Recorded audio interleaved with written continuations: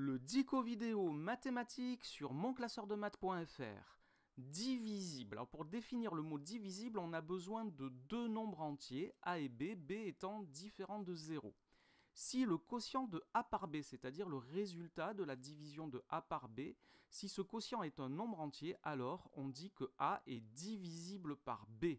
Par exemple, le quotient de 45 par 9 est 5. 5 est un nombre entier, donc 45 est divisible par 9.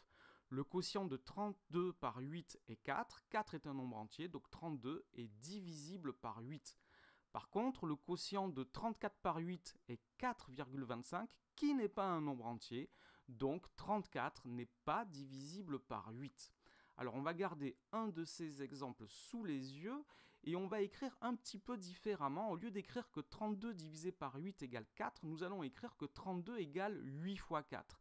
Et on fait apparaître ainsi deux diviseurs de 32 qui sont 8 et 4 et on en déduit que 32 est divisible par 8 et par 4.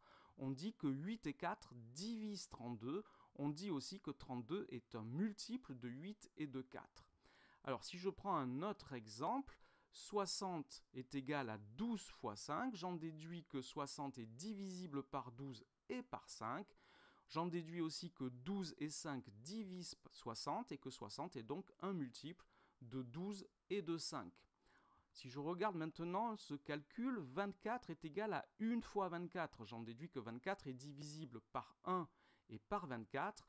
Et on peut généraliser ce résultat. Tout nombre entier est divisible par 1 et tout nombre entier différent de 0 est divisible par lui-même.